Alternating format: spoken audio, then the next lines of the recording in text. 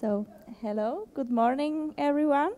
I am Camilla from the organization team, and I hope everyone enjoyed the coffee and is now ready and awake for our second session, the first session today, which is Hand Conservation Restoration in Practice. And I also say hello to our online publicum. And yeah, I hope you have, when we discuss later, I hope the people who are watching online have a lot of questions today.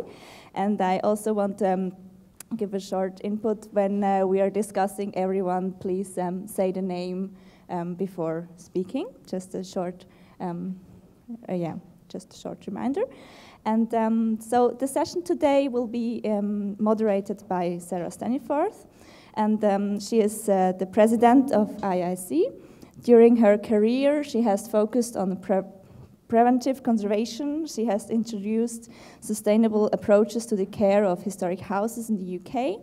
And Sarah Staniforth has worked for the National Trust in different functions, such as Historic Properties Director, Museums and Collection Director, and Head of Conservator. She has written and lectured on preventive conservation in museums and historic houses, and is very engaged as a trustee in different heritage trusts. So now I will hand over the microphone to Sarah Staniforth.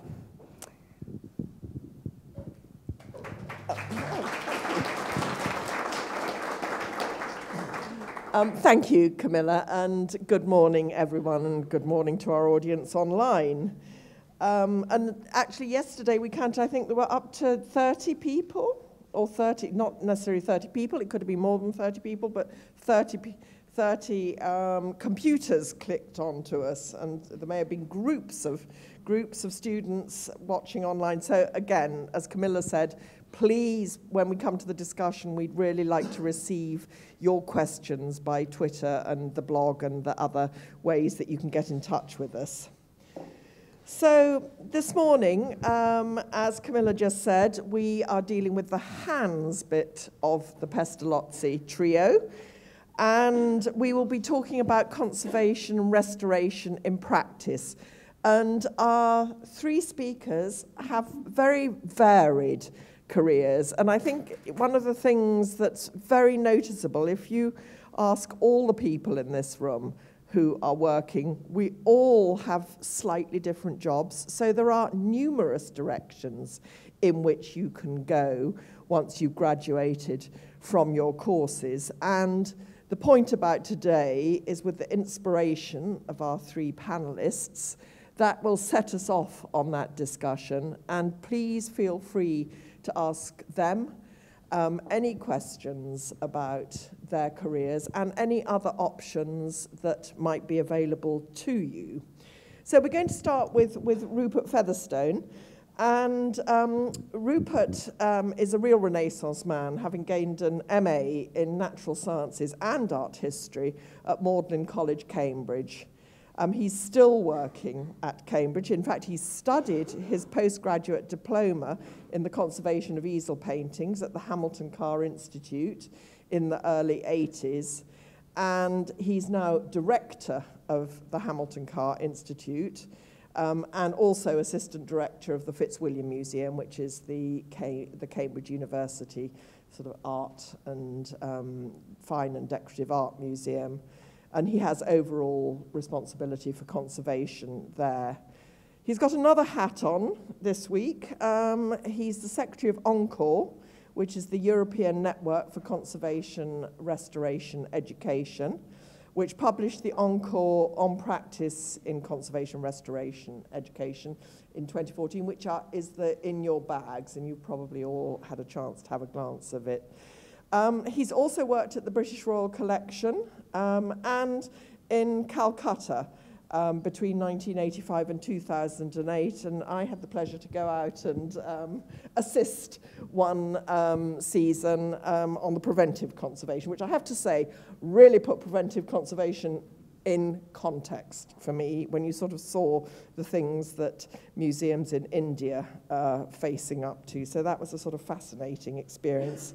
So the question that Rupert is going to address is to what extent is the balance between theoretical and practical education of the higher education institutes applicable in the job? Rupert, 15 minutes. Thank you. I think yours should take that one. Right. Oh, can everyone hear me? Good. Thank you, Sarah, for that very kind introduction. Thank you to the committee. It's lovely to be here. I'm very glad to be able to speak for a little bit on this subject, which is actually quite a difficult one to pin down. It's quite a wide question. So what I'm going to do, I'm going to talk a little bit about my own personal experience and also a little bit about my thoughts as an educator, as director of an institution that educates people now, about how the best way to give students, emerging conservators, insights into what it's actually like when you start work and what are the sort of problems that maybe your course doesn't prepare you for or can't prepare you for in the time available. So that's my brief, and I know in the discussion a lot more probably will come out about this. I was going to say to start with that, you know, ever since the conservation field emerged as a profession, there has been this dichotomy, this slight conflict between obtaining practical skills and getting a lot of experience in some of the manual skills for the interventive conservation work, if you're going to do that, but also the academic side, the theoretical knowledge, the ethics, the philosophy, the history, and that has grown. Last session there was a remark from one of you, Anja, I think, about how much there was to learn now. When I was a student, there was so much less to learn. I'm not saying that's bad or good, that just wasn't. We didn't have FTIR, we saw an X-ray once in a blue moon, infrareds were little things on a Vidicon. It wasn't easier necessarily, but we did have more time to concentrate on possibly the basics, and we spent time in the studio, and nowadays there is a fantastic amount of material out there for students to absorb. And I must say my experience of students, seeing the ones who train with us or other students who come to us from other institutions, are the quality of their education and their skills and knowledge is immensely high now. After 3, 4, 5 years of a bachelor master's, very, very skilled people potentially. But sometimes they haven't had the opportunity to work on the objects, the paintings, the works of art, whatever it is, as much as maybe we did in the past. And that's always going to be a problem. How do you balance that? So with my Encore hat on, that's why we made the practice document. The philosophy behind that was to try and work out or try and get a way of measuring how practice is taught in the higher education schools, how you can balance that with the academic work, the theory, what is the ideal balance, and every school is different. So it's quite difficult to sort of quantify it, to come up with a general rule or a recommendation, which is what we tried to do. And the idea, of course, is that the schools should all conform to some wonderful ideal balance where every student leaves knowing everything.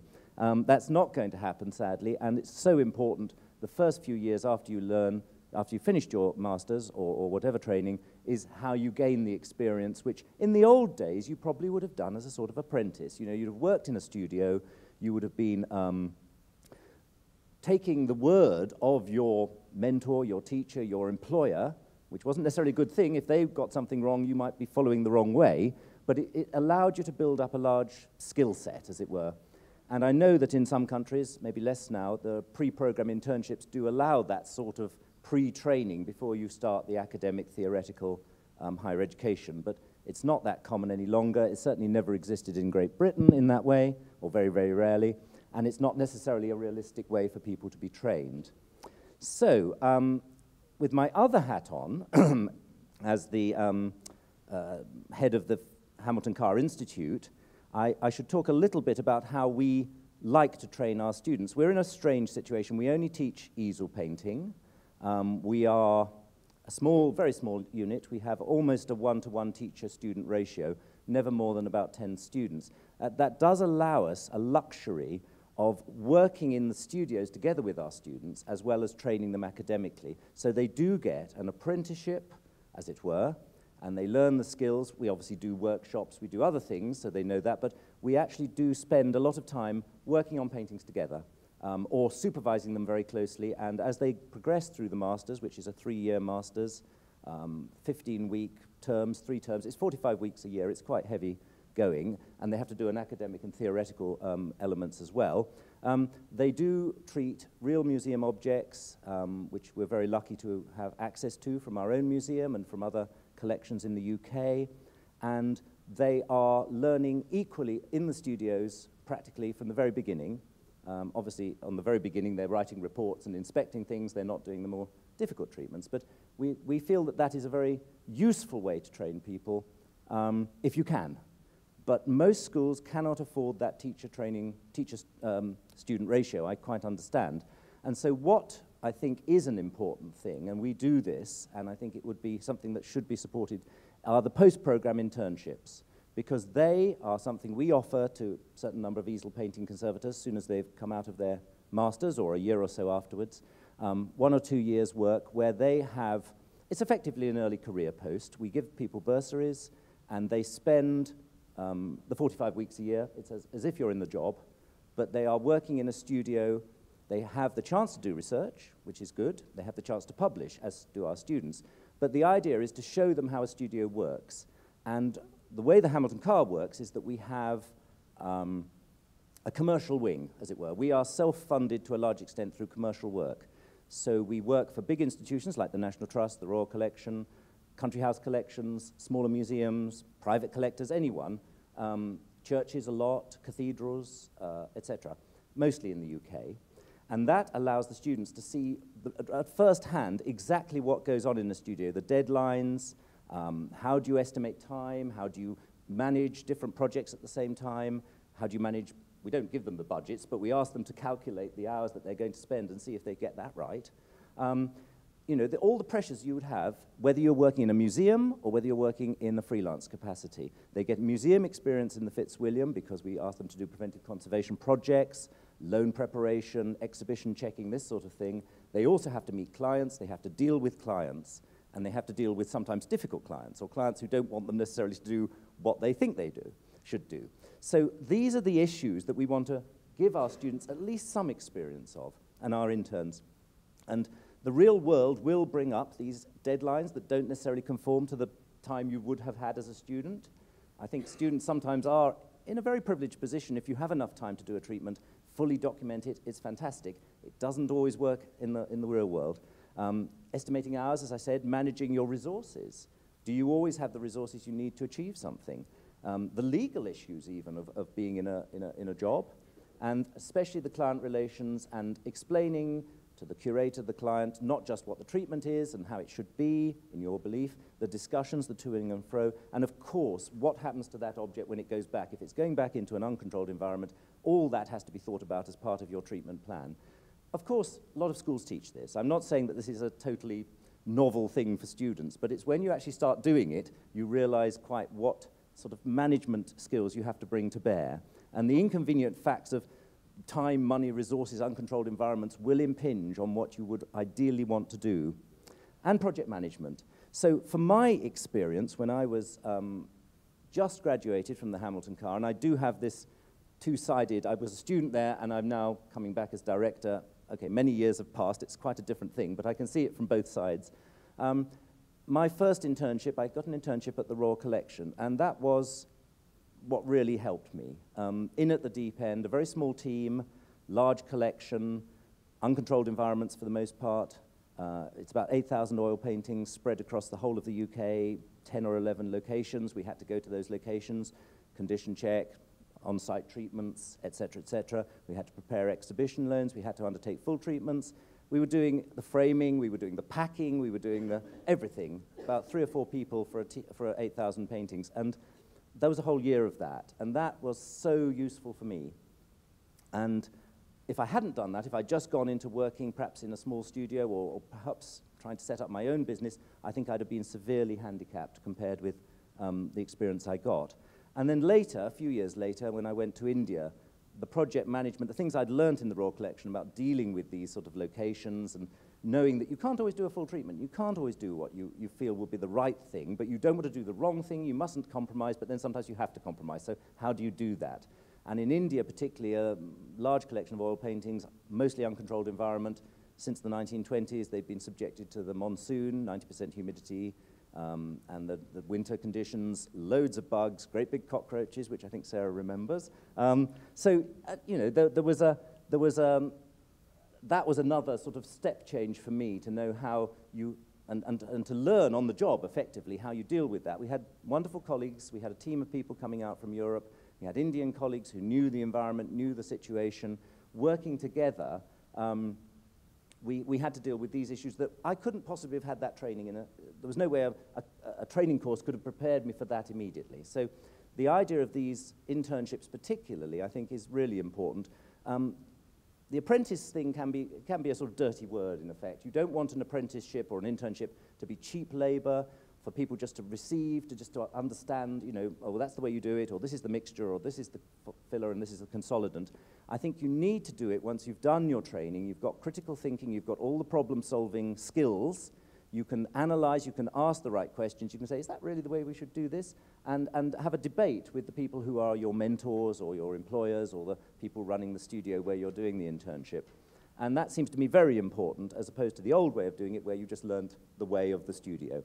So that is the caveat for all these internships. They are, if they're run from the studio, if they're part of the program, then your training institution has to have due diligence as to where the students are going. If it's a post-program one, even then I think it behoves the institution where you're being trained to make sure that the student or the emerging conservator goes to a studio where standards are the highest and they can expect to learn the skills and consolidate the skills that they've already learned on the course in a real-world environment. And of course, you are never going to cover, even in 1 year or 2 years internship, all the problems that you might meet in the future. I mean, I only talk about oil paintings. It applies to most conservation fields where there's any interventive treatments but the variety of techniques, the variety of behaviors of even English painting, which is a strange world with Stubbs and Reynolds and all sorts of people who don't paint properly or use bizarre materials. You know, until you've treated a waxy Stubbs, you don't know what a waxy Stubbs is like. So you can't necessarily train that, but you can prepare people and you can give them those insights, I think, early in their career, particularly through internships, which I think should be expanded. I know they cost money. We have to find ways of funding them. And sometimes it's quite not an imposition on a studio, but it is a bit of a burden. They have to keep, you know, supervise the intern. They have to spend time with them when they might be doing other things. But I think the interns often contribute hugely. We've found that the interns we have at the Hamilton Car, who've come from other programs across the world usually, contribute a lot of their experience, their different ways of doing things from where they were trained, and we have a dialogue. We're not teaching them solely, they're teaching us, and I think that's always something one needs to remember about emerging conservators. They have a big contribution to make to the overall quality of our continual professional development, as it were. So that's really what I wanted to say in essence. I mean, I was trained at the Hamilton Car, and I do know some of the other schools, but I've come back to the same place. There's always a risk there that we just carry on with the same methods, and new blood is always good. So hence the importance of, I think, that we get interns from Dresden or Amsterdam or Antwerp or Madrid or wherever we get them from to give us an insight into what goes on in other parts of Europe or other parts of the world. And I just worry, you know, can we keep up these sort of internships into the future? How do we make sure that they are on offer, enough of them for all the people who graduate? I mean, that's always a problem. Very many skilled conservators emerging from the schools. There aren't always enough places for all of them. That is an issue, and I think it should be addressed, particularly even by government. But some of the big museums are also offering internships. It's not just places like us, which are an educational institution. So I think probably I'll stop there. I don't know how long I've been going on for, but hopefully not too long. No. Is that all right? You're within time. Oh, no. Shall I say more? Or is that enough? I think, no. Well, I think another minute. I think I'll probably wrap up there because I know the debate will be toing and froing, and I'm very happy, you know, to answer any questions about things we do. But we're a bit of a special case, I know, and I don't want to say that we're better than anyone else in the fact that we do it this way. But that's the way I think that it's the way forward for people to move from the nurturing environment of being in a good master's course into the real world, which can be hard and it can be difficult. And sometimes you have to really say, I really want to do that, but there's no way we can achieve that. So what do we do instead? How do we not compromise our professional standards? How do we keep to the ECHO guidelines? All the things that we know we are trained to do in difficult situations. And I think that's something I'm sure the two other speakers might also talk about. So I'll wrap up now. Thank you, Rupert. I'm going to ask you an immediate question about, you said you had 10 students. Yes. Is that 10 per year or 10 over 3 years, and how many interns? The student ratio, we never have more than 4 or 5 on the master's course, which is 3 years, and sometimes it's only 2 a year, or maybe 3 a year, and sometimes we have a gap, actually, between intakes, and then up to 6 post-program interns, sometimes over 2 years. So I meant 10 students in total. It's not big. It's really not big. So again, a slightly special case. But to be honest, my predecessor, Ian McClure, who was in charge, took the decision to limit student numbers, partly because he felt the job market would not support larger numbers of people being trained in the UK. That's debatable. The other training institutions in the UK are the Courtauld, who train in terms of painting conservation. I'm sorry, I should just mention it's not talking about other conservation at the moment. They train 5 people every year, so that gives us 6 or 7 if you add ours on. And there's also Northumbria, who train larger numbers, but on a slightly shorter course. So his decision was to limit student numbers, but to increase the number of internships, as that seemed to be a value, something we could really offer that wasn't on offer otherwise. Brilliant, Rupert. Thank you very much indeed.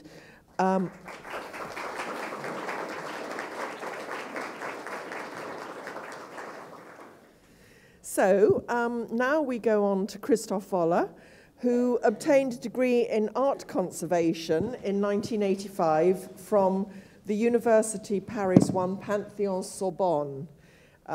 During 15 years, he's been working in museums in Germany and the Netherlands, and he is the owner and founder of the company Long Life for Art, which sells products for conservation. It supports museums and collectors in preventive conservation. And additionally, Christoph gives lectures on preventive conservation at the University of the Applied Art Vienna and at the HAWK University of Hildesheim. To correct, I did. I'm not lecturing any longer.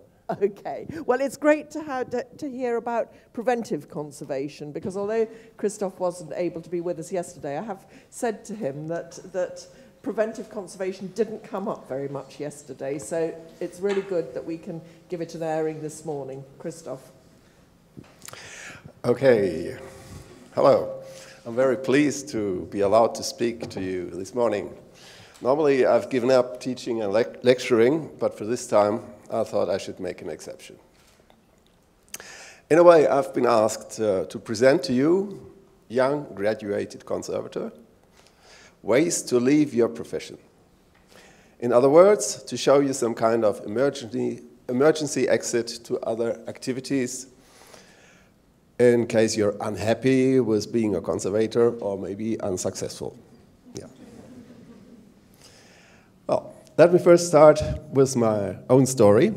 You already heard that I studied in Paris and worked in Amsterdam. And in 1989, I became conservator for arts and crafts in Freiburg, and where I worked for 14 years. Yeah. In 1990, I participated at a conference about glass disease. You might have heard of so-called weeping glasses, which develop alkaline droplets on their surface, then start grizzling more and more until they finally fall apart. The reason for glass disease is wrong composition of the glass and cannot be cured.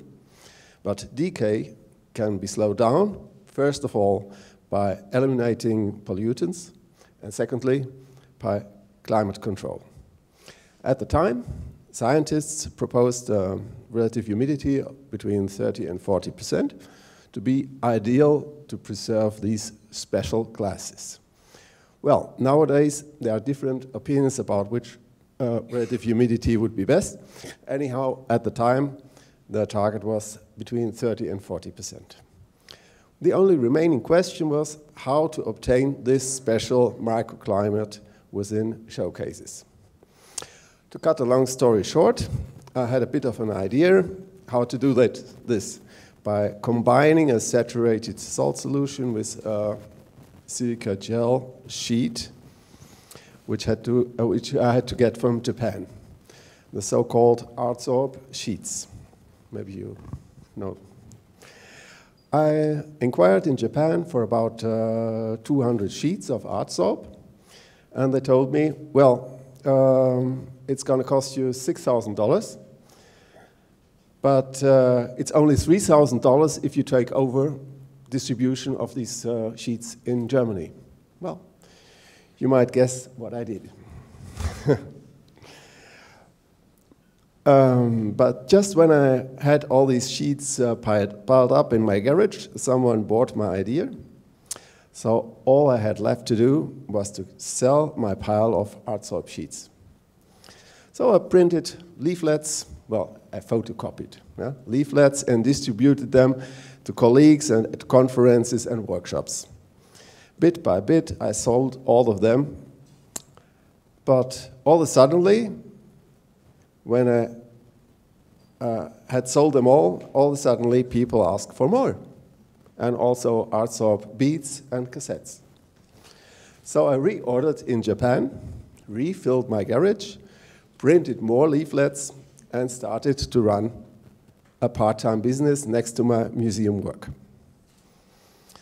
As business grew, I started adding other products like hygrometers, you also need them in showcases, and desiccant bags, and quite soon started to have distributors in other countries like France and Italy. Well, sending around information leaflets by fax or by letter was cumbersome and expensive, so I was happy when internet came up, where I could post all my information. So I was relatively early with my own website. Okay, we'll come back to this. At the same time, the first data loggers became popular in museums, so I put some data loggers on my website as well. And as many people still didn't know what data loggers were and what difference there were between the different products, I added some introduction explaining a bit about data loggers. Success of this one single web page was enormous. I sold quite a lot, and when I once Googled data loggers, in German, of course, my page was #1 in Google ranking. Incredible. Ahead of top producers like Testo or Rotronic. From that moment on, I decided to extend the data logger business. I employed physicists and engineers and became Germany's leading online shop for data loggers, which now is called Datenlogger Store in German. Well, but also museum business extended. The University of Applied Art in Vienna hired me for lectures in preventive conservation. As I liked the internet, I uploaded my lectures on my website. This wasn't a good idea for my university career. The university soon stopped employing me. They knew what I was going to tell, and everybody could find it on the internet. But on the other hand, these web pages on preventive conservation became popular among students and young professionals. So I got many clicks, Google ranking went up, and we sold more and more, not only to museums, but also to industry. In 2003, we replaced Artsorb by Prosorb, our own product. After 10 years with Artsorb, there were some things I thought we could do better than the Japanese. This was an important step for us. Prosorb offered better adsorption, better packing, and we could do all the conditioning in-house. Nowadays, we sell about 10,000 or more than 10,000 kilos a year, all over the world, from Australia to Canada. At the moment, we are 8 people working with a turnover of almost 3 million euros. We are doing fine. We are happy. Well, in the second part, I would give a short overview about where trained conservators can be found in which areas of activity, which other job opportunities for conservators there are. Before, in the third part, I will give you some personal comments about what to do and not to do if you think about starting a business. Yeah.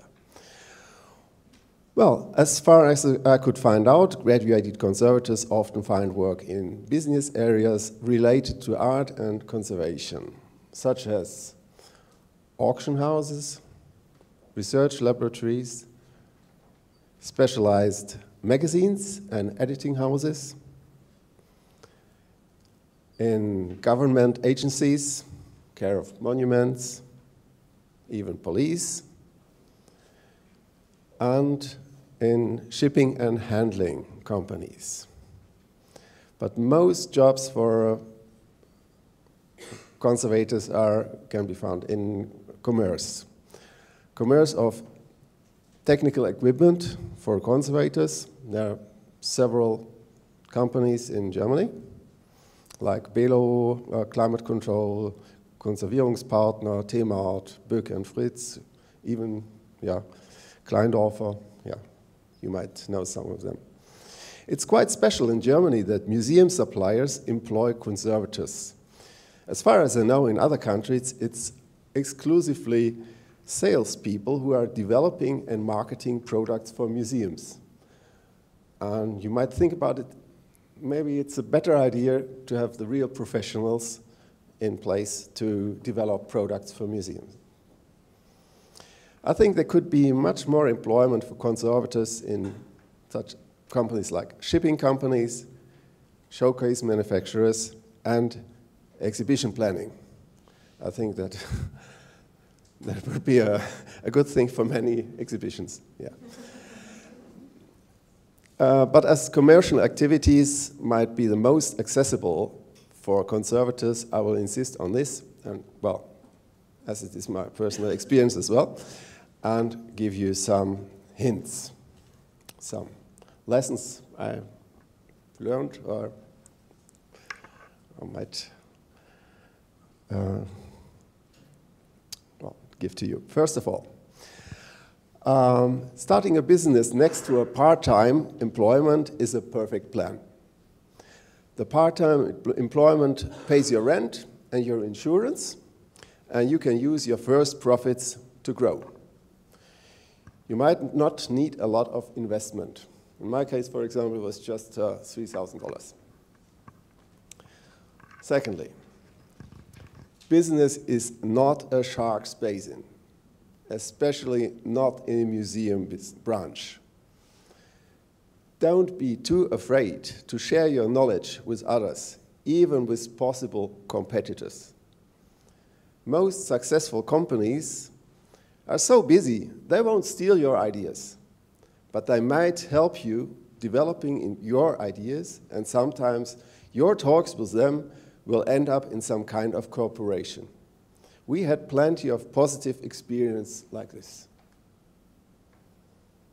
Third point. Cooperation is better than competition. That's another credo of mine. Once we had a competitor who had copied our data logger web shop, and we were battling each other on Google AdWords. It can be very costly, Google AdWords. Finally, we made an excellent deal. He concentrated on a small part of the business, and nowadays he's one of our best suppliers. Great. Fourth point. Listen to your customers. They will tell you in which direction to develop your business, and try to offer services no one else does. Give you an example. When we started ProSorb in 2003, we needed aluminum pouches in a special size. As we had to buy a whole lot of them, we put them on our website. Then a customer called and asked for, well, I need just such aluminum bags, but a little bit smaller or a little bit bigger. And I only need 500 bags. Too little to launch a production. But we said, okay, we had 2,000 bags produced, sold 500 to the customer, and put the remaining 1,500 on our website. Today, we sell aluminum pouches in 60 sizes and with a yearly turnover of 400,000 euros. So, listen to your customer. That's all I have to say. We don't have a minimum order. We don't have we don't have a minimum order. We produce many things to measure. We offer a lot of equipment for rent, things most companies don't. And that's maybe one part of our little success. Yeah, success story. Point 5, keep it simple. We concentrated on the internet. No expensive catalogs, no expensive fair stands or marketing campaigns. Good service will be your best marketing. Good advice, even when you redirect your customers to other companies that are maybe better for his problem. I've seen 2 companies dying who wanted too much in little time. Often you're more profitable when you stay small. Think about that. And don't be too greedy. When working at the museum, I often tried to order directly from producers, to bypass distributors. I thought it would be cheaper. But that's wrong. Producers will never give you discounts because they have to protect their distributors. But the distributors, they will give you discounts. And if you're, as a distributor, if you're not too greedy, you might be the lucky one getting the order. And one very important point, beware of bureaucracy. In all these 25 years I'm in business, I've not seen one single year without new bureaucratic regulations. Some of them extremely costly and time-consuming. Machine directive, packaging ordinance, confirmation of arrival, electrical old equipment regulation, very expensive if you do it right. Intrastat declaration, minimum wage law, and etc., etc. If you start a business, no official will tell you which regulations will apply to your business. They will never inform you about changes in their regulations. Sometimes your tax advisor will inform you, okay. But the officials, they will get you if you do anything wrong. So you have to be extremely careful about what you do. You have to be informed about all regulations and to know all traps in advance. Starting a business without deep knowledge of regulations can be risky. And from a certain point on, you might need help from an economically skilled person. Conclusion. If you start a business, you should not think you will be your own boss. You will have other bosses, politicians and officials. If you enjoy struggling like David against Goliath, you will love it. You will have some liberties indeed. You can choose your team yourself. You can buy whatever you need without application forms. And sometimes you can do things the way you want. Well, yes, it still can be fun to run a company. Up to you. Thank you for your attention.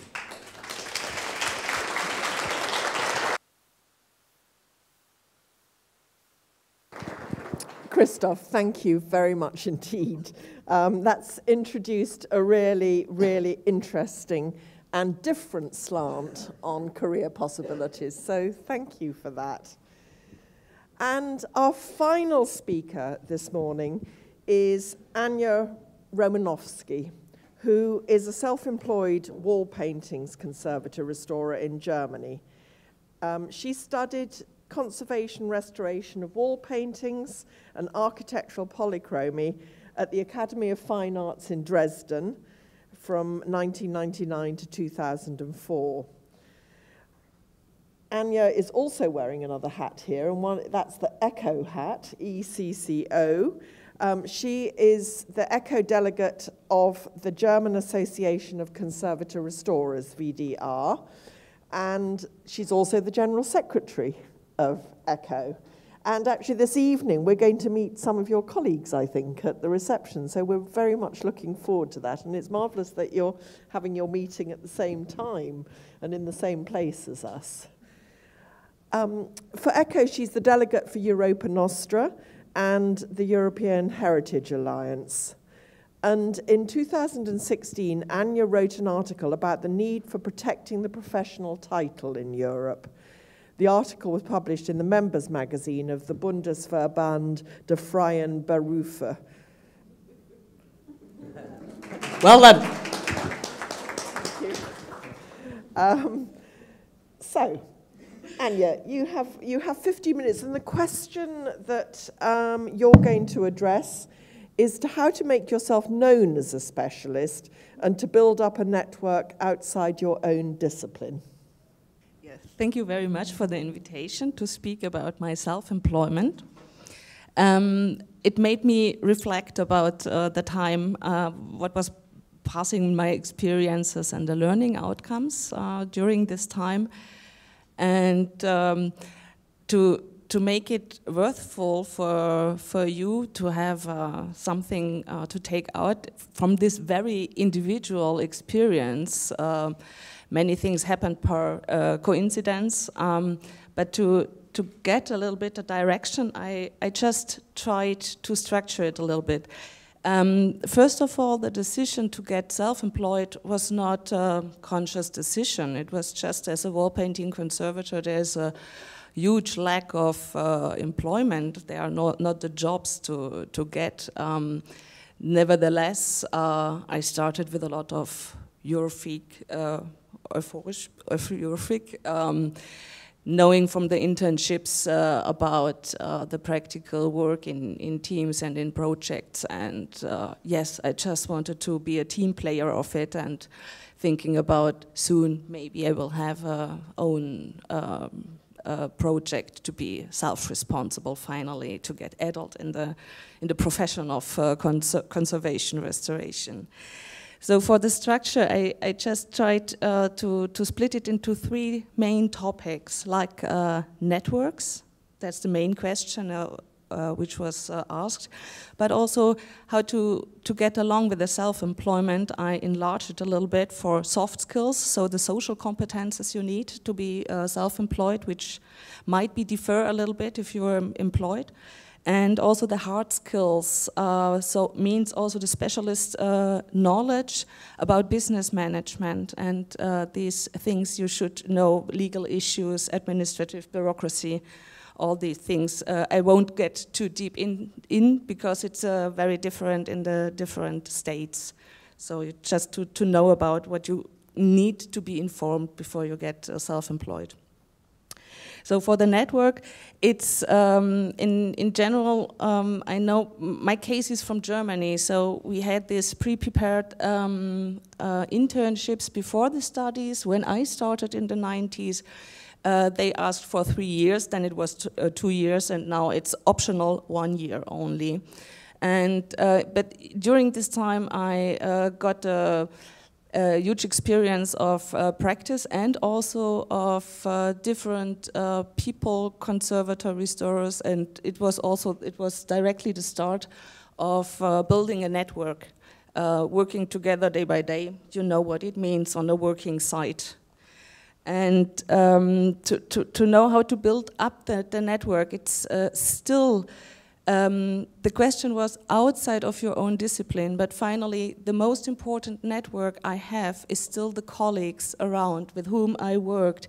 If I have problems, if I have no job for the moment, I always can ask them. It's a huge solidarity within the colleagues. Very often there are also projects you cannot do it yourself. You need people you can trust, you know how they're working, and they're working all together. So it's still the conservatory story. You will have to have a look outside, of course, as well, to get also works. And so for my field, it's more in wall painting conservation. It's more the Monument Preservation Authority.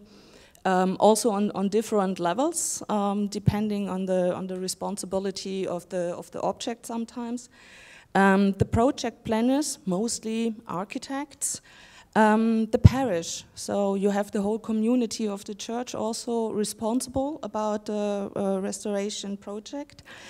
Local authority, if it's public, and also for foundations, sometimes they guide also project. So these are the players with whom you will get in contact. You might get offers to give a tender on it if they want to have to realize a project. And here it's still the same. Even if you have a wonderful website and a huge portfolio, you still have to go to meet them face to face. It's always it's the way you will be kept in mind. The personal contact is the most important you can do. So it's the moment to know how to address your service, what you want to provide. Is also to know what they need. So the different players, sometimes with different professions, you should start to learn what are their challenges, what are their problems, and how you can be a helpful player in the team to get it. And for these things, you should also learn to speak the language of them. It's not only that's just the vocabulary, but what they need, what they expect from you, that you are there. For instance, it's the thing about if you have a private owner who is very overwhelmed about all this conservation, the old historical monument, what to do with it. If at the beginning I would be honest to say, for the moment I don't know nothing because I just need more money for some analysis, he will be despaired.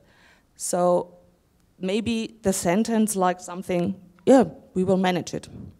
Just give us the time. Maybe it will take some time, and then you can start to discuss a little bit. Of course, if you're in a research project, just not saying, yeah, we will manage it. So you're not really trustful for this. But for private owners to know what the people need from you, that's really important. Also for the architects. Even in the planning, if you're really structured for anything, you always have to improvise because it's not realistic that the time frame will be kept like you do. And just be prepared. Just take a lot of magnesium. It's good for your nerves, and just go with it. Just leave it like it is. So for this moment, I want to get also to the soft skills. Like I said, for what you need. So for you have the social competences, which means, I will read, skills for cooperation in a group with the intention to maintain the values and the operational objectives. And also the social intelligence, which combines skills to understand others and to behave towards them appropriate to the situation and wisely. I just took around some special soft skills, which is important for entrepreneurial qualities as a not special as conservatory restorer, but you will find yourself, I think, with the list of these qualities: discipline, ability to concentrate, accuracy, resilience, sense of planning, willing to work hard, team-minded, flexible, inventive, curious, self-solicitousness. This is very important, to care about yourself, and if you're self-employed, not only for the others and for the object, but for yourself. That's really important. Reliability, sense of responsibility. So even if you're employed, you will find also these qualities, but there are several which are really quite important, being self-employed. Furthermore, I want to tell some what is meant by professionalism in the sense of the soft skills. Professional attitude means also a reduction of one's own feelings, to deal neutral with a stressful situation. Crying or screaming are considered as unprofessional behaviors. Okay, nevertheless, because to tell a little bit about my experience, many times in my career, I screamed on the sides. Not really proud, but it was necessary because some workers wanted to destroy arts of work, especially wall painting, to have it very fragile ones. One special situation was quite hard because I stopped a work for statical enforcement, because the wall painting, medieval wall painting, was really in flakes on the plaster, and with the movements around, they would have maybe fallen down. So a loss of wall painting, medieval ones. And I said, no, you have to stop it. I first have to make a consolidation, emergency consolidation. And the construction manager arrived, and he was really yelling on me, saying, it will cost, I don't know how much it was, several thousand euros per day if I stop the work, knowing for the emergency consolidation I need at least 7 days, maybe more. So it was a huge amount I really couldn't afford.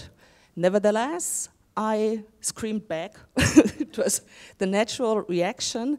And I just said, yeah, but you will destroy cultural heritage if you do it. Yeah, but it was uncovered for the moment. Yeah, but I know that it's there. And I know that I have to tell you that you are not allowed to risk the loss of this. It's a legal issue. And he didn't want it to take care about, and it was a day I was just there. I didn't have a real bag with me. I really had no paper, and I just was looking at what was enveloped and anywhere, dirty little sheet of paper, and I just wrote down that I was there and I have seen it.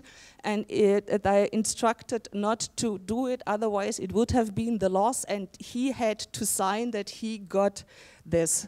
This was the moment he said, how long do you need for the emergency consolidation?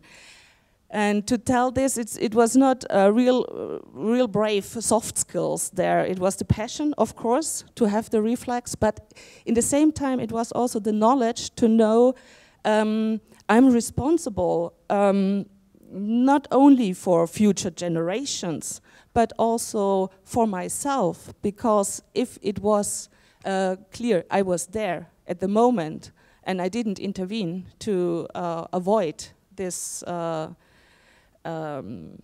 destruction, it would have been on my purpose. So it's quite important to know where you are standing legally in these things. So I wanted to come further for the so-called, we were the soft skills, the hard skills, so what's more or less the knowledge about the business management. It's just necessary to need the basics of business administration, business economics, business management. You can have those introduction in seminars, official ones if you just want to make a startup. But I know for the German Association of Conservatory Restorer, since years they're offering seminars for startups in conservation restoration to know the different rules. It's for several days. I don't know if other national association offers this one. It's just quite good to have it on national level because it's so much different on the legal issue, what is needed for tendering, for the procurement, what you need to know. It's sometimes also very boring to read it, but it's just so necessary. Sometimes you will read an evening legal advice about some paragraphs, but you just need it to go the next day on site again and to know your rights, your duties, what about the legal issue. So it's just, you know, you need to know also a chemical formula. So just do it. And also, very important is to learn the calculation. I was very glad that in your internship you're learning it. I know that there are several courses in schools, in the universities sometimes to do it, but maybe you can start also in your career, just even if you have the no time frame to do it, but just to know how much time I need to do it. And if you start your business, you really have to do it to make the calculation and to reflect the time you have needed for it. And also the so-called immaterial work, like phoning to people, writing emails. It's all this. You have a whole calculation about it. You're working something like 130 hours and 99 you're earning only, because for the others you need for the insurance things, for the materials, for all these things. So it's quite an exercise you might train from the beginning if you start your startup. Sometimes it's also good. It's also for the 5th year or so. If you've finished your master, to make a kind of scholarship where anywhere you can get, because not everywhere are the scholarships. If you have your education finished, just to go anywhere to learn more about it before you just jump in your own startup, or work always with experienced conservatory restorer at the beginning. They really, in general, they are very solidary, and they try to help you with these issues to get your business started. If you have problems, it's a kind of voluntary mentorship. Never hesitate, just ask always the experienced conservatory restorers. And finally, you will fall, hopefully not too hard, but you stand up and just adjust your crown and just continue. That's it. I wish you all the best success for your future career.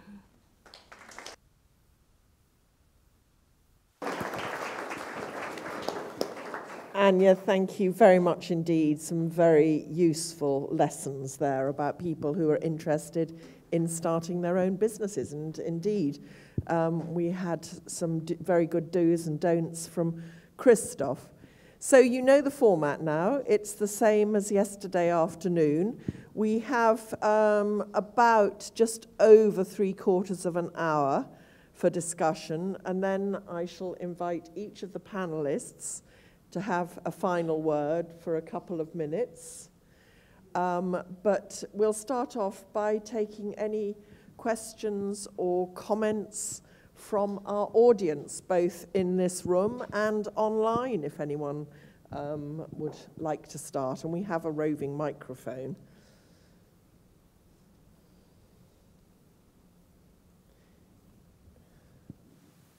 Don't forget to say your name. Yes, my name is Eva. I'm from the HKB. I have a comment or to the first speak from, and I wanted to. I was very impressed about when you said that teachers work together with students on the object, because from my experience, not every school actually understands why that is helpful for the students. And I've finished my education, and I did experience shortly, but not really that intensely. I realized that in other schools it's much more intense. And what the students actually profit from it is that they are able to become aware of their own abilities, because very often we don't know what we know, or if we're good at something or not, because if we're alone with the objects, then it's just us and we don't know. But if we are together with teachers actually really doing retouchings together or something like, and seeing how do they hold the instruments, what is their approach, it actually helps us to reflect our own abilities and gives us more self-confidence. Because when I saw the students leaving school, I was so sad that they didn't have the self-confidence to say I'm capable. And we all know that they're capable. In Copenhagen, everyone was saying your education it's wonderful, just think big and go out there. But if you don't have the if you don't feel stable, then you're not going to apply for good, you're just going to, yeah. So thank you for that input, and I think it's important for teachers to just be aware of that. Students don't have to start from, they don't have to do it all alone. That's why we're at school, for the practical part at least. Yes, I totally agree. I mean, there has to be a balance, because obviously you want the students to be self-reliant, that they mustn't just follow what the teacher's doing. So it's this balance of allowing them freedom, possibly even to not make a mistake, but go down the wrong route and then discover why, which is one way of training. I mean, some places let students really make, their own way, and if it's the wrong way, the student has to work out why. But I think you're right, in terms of skill development, once the student has developed critical thinking and all that, to work with someone who's very much more experienced on, say, the retouching or whatever it happens to be, we find it very useful. It is unusual because our teachers do work on objects, and I know in some schools that's less likely to happen, at least in the studios, and it does make it more difficult for our teachers to do their academic work, so they're really working hard if they want to do research as well. But it seems to work for us, and thank you for that.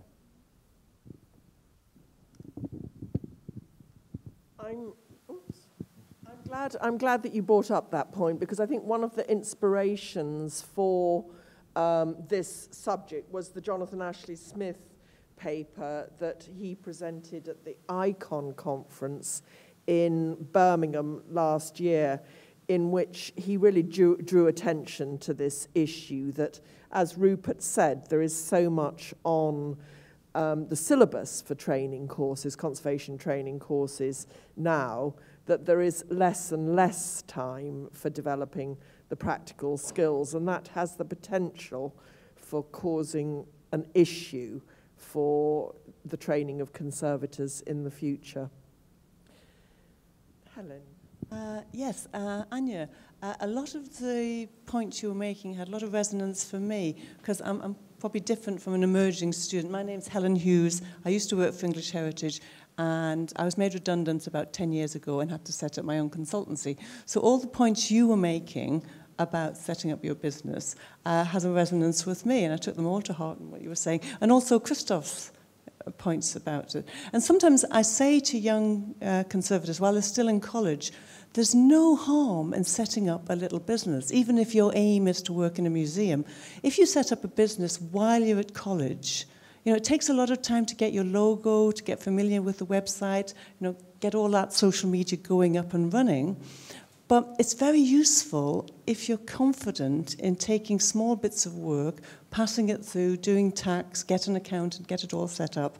Because people come to me and they want to do internships with me. Now, I'm a sole trader. It'd be very complicated for me to take on an employee, because I'd have to have a different way of working, and my accountant says, oh, too risky. And also, I want to be free to do other things. But if somebody comes to me and they have their own company and say, I'm doing a big bit of work, and what I really need is a fit, energetic person to help me on site, I can't employ them, But if they'd got their own company, I could work with them and we could share the profits. So I say to students, think about that, because while you're training, you can do all that things, as you were saying, to set up your own company. And there are courses. I went on a wonderful 2-day course, how to set up your own business. And the tip that I was given was, get your accountant and make the accountant your God. And I followed that. And I asked, as you did, I asked an experienced conservator, who's your consultant? They said so-and-so. I went to this accountant, and as you say, you get favors. The accountant knew I was kind of business illiterate. She sorted me all out for VAT, insurance, tax. And then when I submitted my first accounts, she waived her fees as a gesture of goodwill to my company. So, you know. Thank you very much. It's very wonderful. I also have an accountant which has a lot of experience with conservatory restorers. It's a very good thing. And yes, to precise it more, starting his own business, it's not that you're immediately responsible for your own project, for your own object. Might be, but sometimes you can, having your own business, working as a freelancer in a team with other people. My intention was at the beginning like this, but it happened that immediately from my master work, it was a diploma in Dresden. They wanted me to do it, and it was a huge thing from 0 to 8 people working for me, 8 freelancers, and I had just to jump in, and I even hadn't the time to be informed for this entrepreneurial business management, what do I need legally, etc. It was just jumping in, and I survived. It was cool.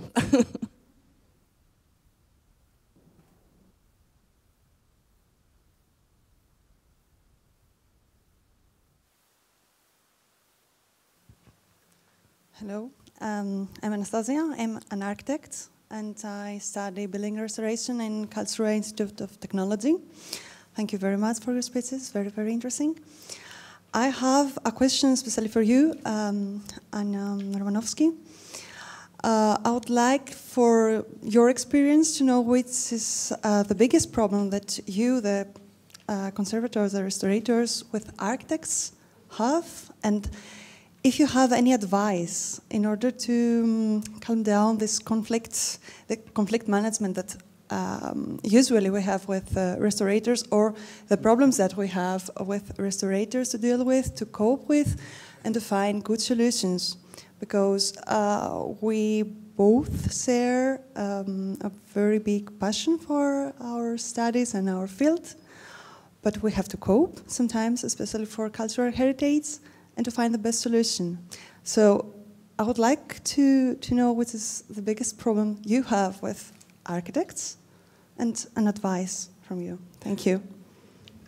Oh, it depends always on the persons, of course. In generally, might be one problem is the description for procurement and the tenders. If the architects have done them their own without the help of conservator restorer, they put in misunderstanding things, and legally you're binded on this. It's a contract, so this is you cannot negotiate in this moment to say it's wrong what you have written here. You just have, you go for it or you don't go for it. Also the legal issue that we are a liberal profession, and normally it's in this construction contract modus. So this is also a problem. So the preparation of the project, the description of it.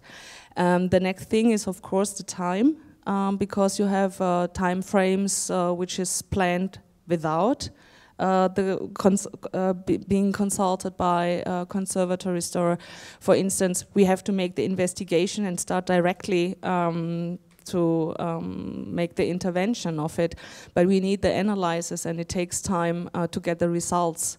It's not only the money, it's of course as well the money, because if you have the first result you need, okay, I still don't know where it gets, so we just need, and to have a larger time frame. this I know that's it's not easy for the architects to handle it because they have their time frame as well. But the advice I want to get, it's in the first step of I don't know, in Germany you have for the architects 7 steps till the end, and I know they want to discuss to start from step 0 and to have an 8th one as well. To start at the first step is before you start a planning, that you plan the planning. That's more or less the thing. And if you have a monument or cultural heritage, it's you never know what happens. To have from the beginning on a larger time scale and possibilities of unpredictable works to put on, and always having a consultant and an expert. In this case, I would say conservator restorer, of course. May I just add some comments from my point of view about architects? Well, we often have to deal with architects because architects are often designing large exhibitions. They are often designed by architects. And, well, very often they don't think about preventive conservation. And, well, they only start thinking about preventive conservation at the very last moment, maybe 1 week before the exhibition starts. Yeah. Yes.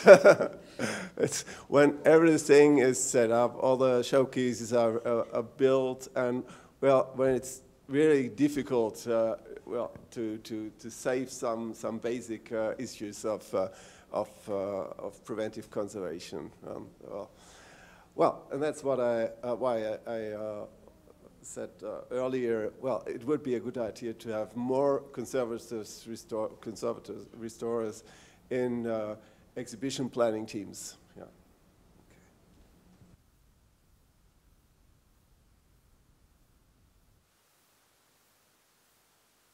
My name is Jonas Rotas from Dresden.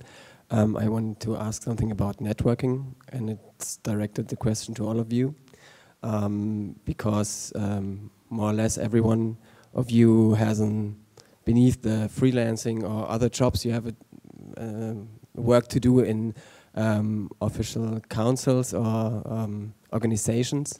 I think this is a good possibility to build up a network, and it's important for our profession, the work you do. Thank you.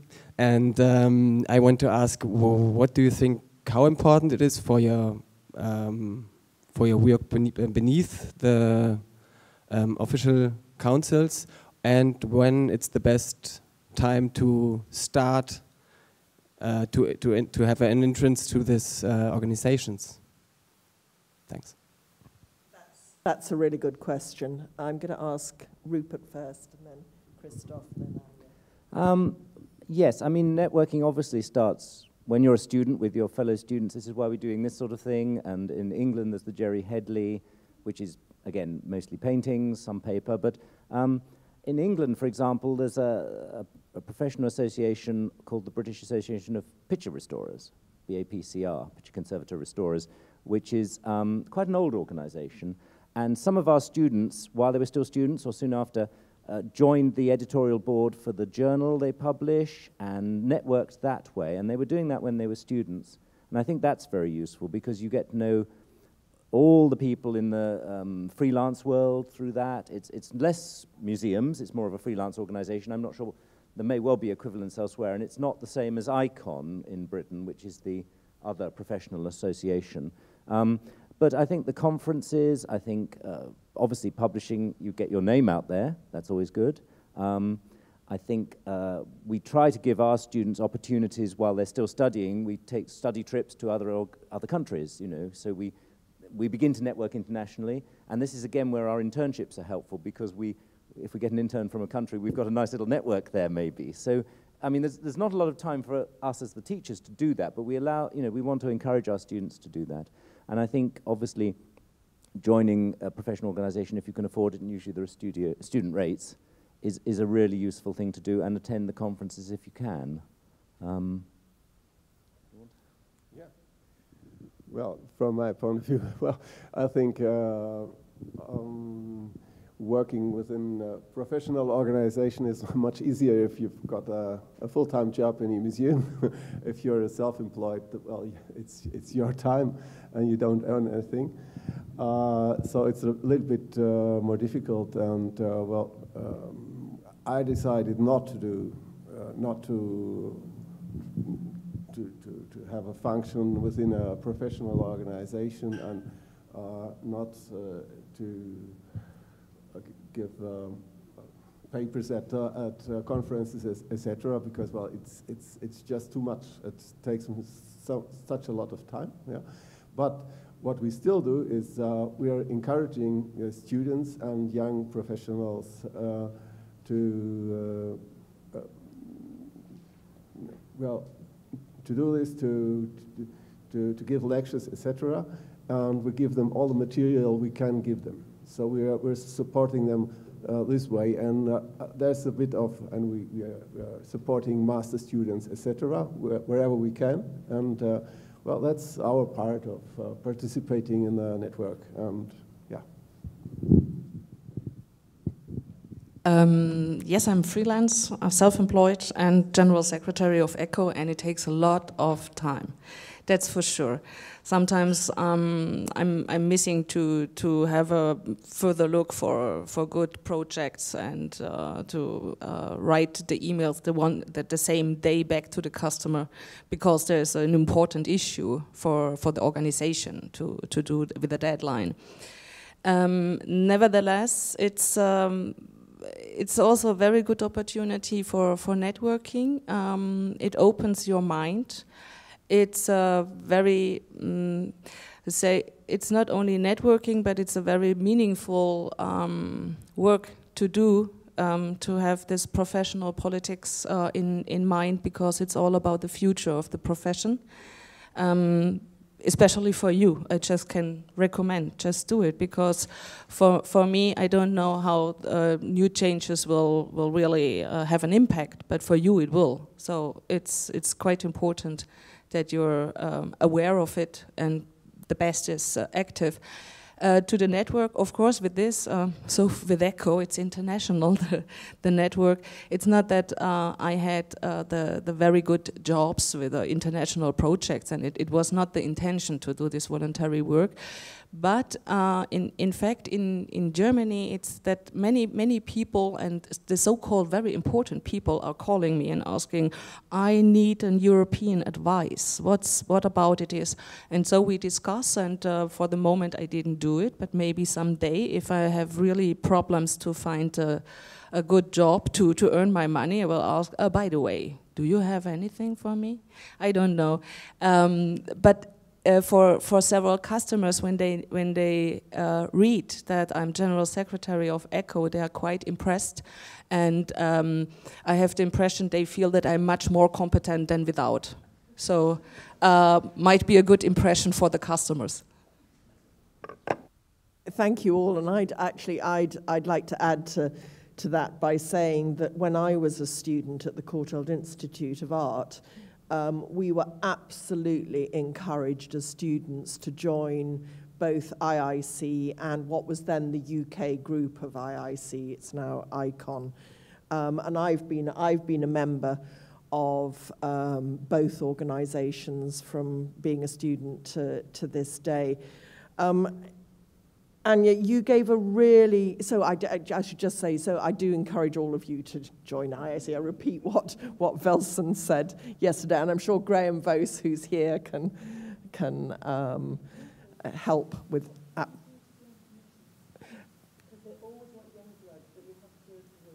Okay, so Helen has just said volunteer to work on committees, and you know this point about becoming editors, helping with editing, organising conferences. They're all really good ways of both building your experience and meeting new people. I was really interested in the list that you gave us, Anja, of people in other professions, including architects and church, the parishes for churches. I've always been very conscious of reaching out to other museum professionals, so to the curators, to the people who are involved in education in museums and visitor services. And I'm also a member of the Museums Association in the UK. So don't just think about networking within conservation. Think about the wider, museum and heritage field, because those connections are absolutely invaluable to seeing things from other people's point of view. It's very easy to become sort of isolated in just seeing things from the conservation point of view, and you sort of have to understand the priorities for our fellow professionals, and networking with them is a very good idea of building those relationships right from the start of your careers. So, so someone's got a microphone at the back. And yes, I'm Salome from Cuba, and I also have a comment first. Well, I became a student member of the IIC last year, and I think it's been very good for me to be part of a network that I'm sure I'll be able to use even more in the future. And I was also trying to help my university to become part of the IIC, and I would like to thank you publicly, because we got the Opportunities Fund grant to become a member, and I think that will be very good, especially for other students, because I'm now graduating. I would like to ask you, because this is a very European conference, from the speakers to the attendants. I would like to ask you your opinion, your experience about conservation, for example, in the United States, where they have a very different formation. Conservators are trained, especially in the master's program. They don't have a bachelor degree in conservation specifically. So it's very different. It's very important there to have internships. So I would like to, I don't know your experience with other conservators from the United States, and also if you have any suggestions for people that are not European to find opportunities for internships here in Europe. Shall I kick off on that, and then I might ask Rupert to say what his experience is. I've been doing quite a lot of work with the North American postgraduate conservation courses, and all of the courses in North America are postgraduate. So it's a very different system to the European system, and the UK is somewhere between the two, because some of us were trained as postgraduates, but there are also bachelor's courses which lead to masters at some of the universities. So UK is intermediate, but in the United States, they are 3-year postgraduate courses, and the students typically will have done natural sciences and probably some art history as bachelor students. And then there is absolutely the challenge of this competing priorities for learning the theory and learning the practical work. And I've been working with them on their preventive conservation training, because that's another thing that has really increased in the syllabus in the last 10 years. And the consequence of that is exactly what Jonathan Ashley-Smith is drawing attention to, that there is less and less time for the practical during the master's courses, which increases the need for internships. And you will see in the conservation journals, I mean, whether it's the ConsDist list, or it's the IIC website, or for the UK, it's ICON or VDR in Germany, internships listed, and those international ones are usually open to students from anywhere in the world. So there are a huge number of European students doing internships in the United States, and I don't know if any of the students from previous years in Bern have done internships in the United States. Is that the case? But anyway, we can maybe take comments on that from the floor afterwards. But similarly, there are a lot of American students and South Americans and Australians and New Zealand and Chinese, a lot of Chinese students in the UK now, and I imagine in the rest of Europe as well. So I think that the possibility for international internships is good, whether they're paid or not.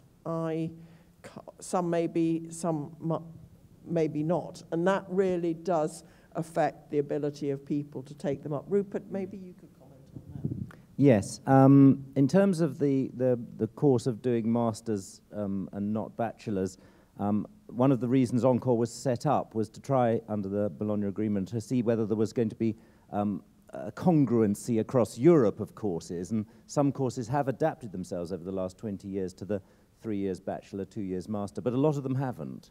I know that. So I don't think you'll ever get a situation where everyone in the world is training to the same pattern and you can just move from one to the other if you wanted.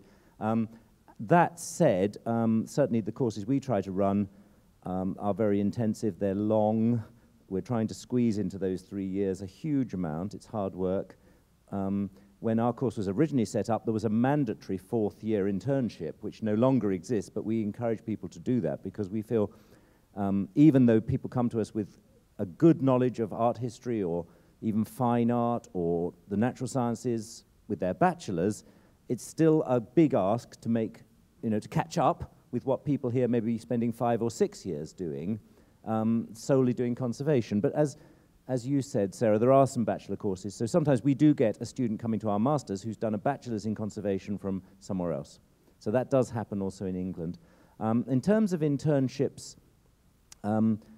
I can speak for ours. Ours are open internationally. We run them in the Fitzwilliam Museum. I forgot to mention that in other fields of conservation, so archaeological conservation, object conservation, preventive conservation internships. Some of those are funded by ICON, the British, they do have funding for that, but others sometimes are, well, we try not to have unfunded ones. We don't think that's fair on people to come and work in our museum, to contribute a lot and not to be looked after at least, their expenses and their living costs. So that's something we always try to do. But one of the problems we've had in the UK, to be honest, is visa requirements, unfortunately.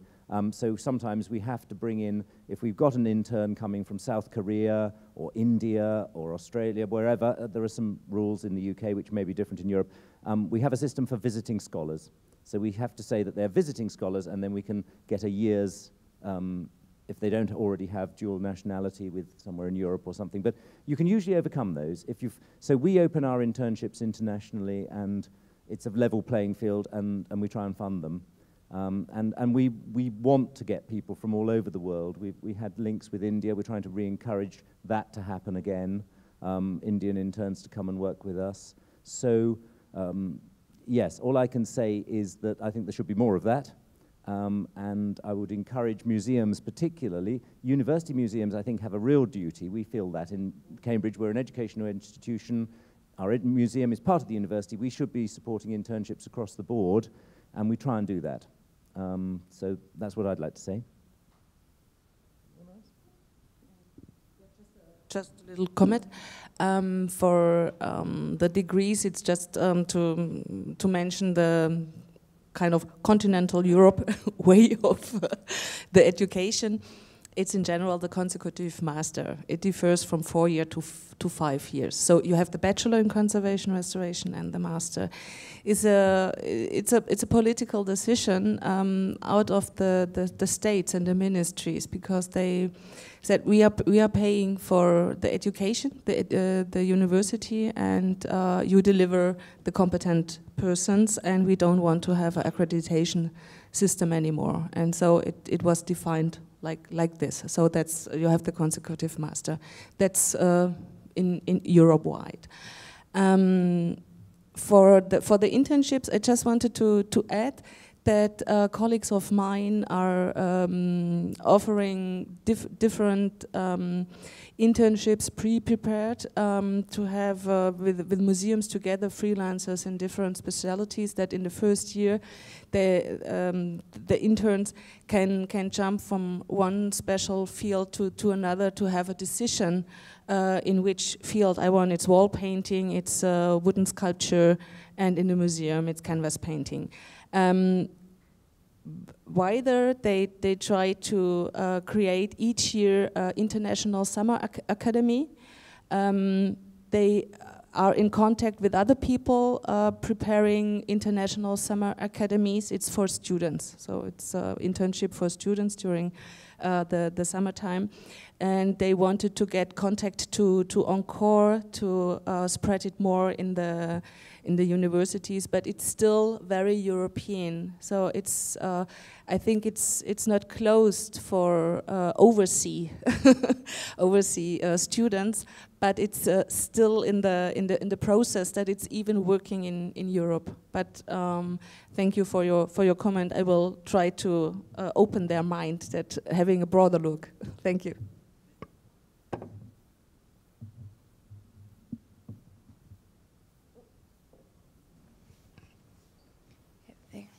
Mariana from Cologne University of Applied Sciences.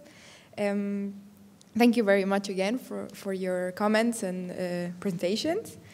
I would like to ask you, well, there is unfortunately not that many internships, paid internships for postgraduate students, and I would just like to ask, what do you think it must be done or needs to be done to push or encourage institutions or museums to get more of these paid internships? Is there, or shall we just expect not to get paid the first years?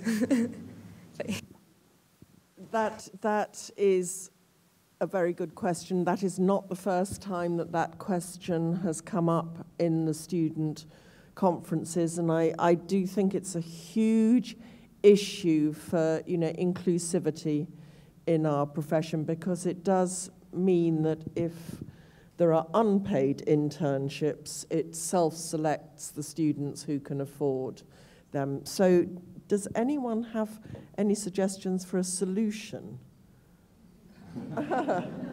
Maybe it's not a solution, but it's maybe the way. It's just the way to go. Just be active politically and convince people. It's always about money.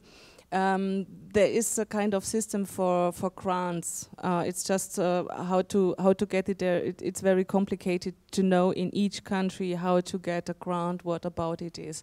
So that's the point, that you're able to survive.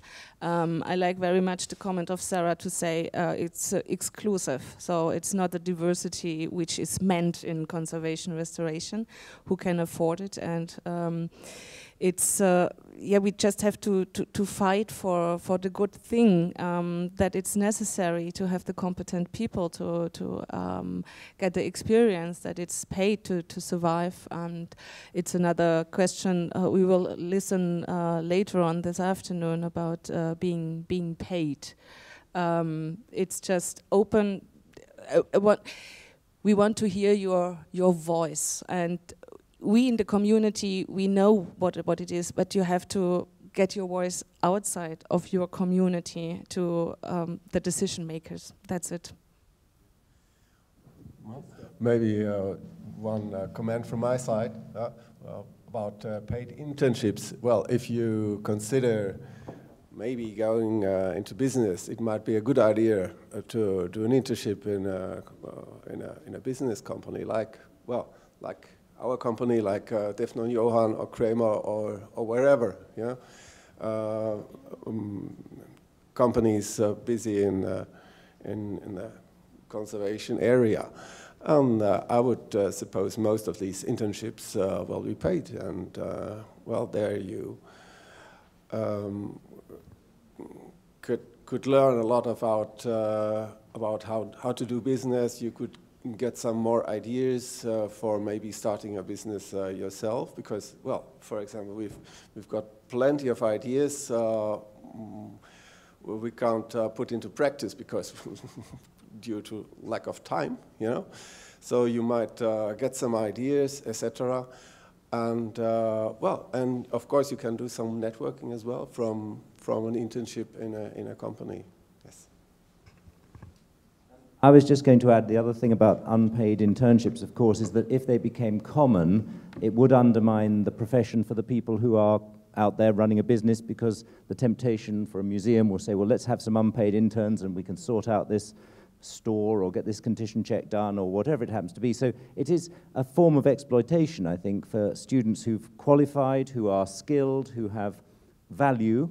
And it's a problem because obviously also students want to get experience, and you might say, well, you know, I really need to know more, and that's the problem with internships that are unpaid. There's a temptation for someone, if you could afford to do it, to take up such a position, but I think for the profession it's not a good idea, and I think it will be political lobbying in some way.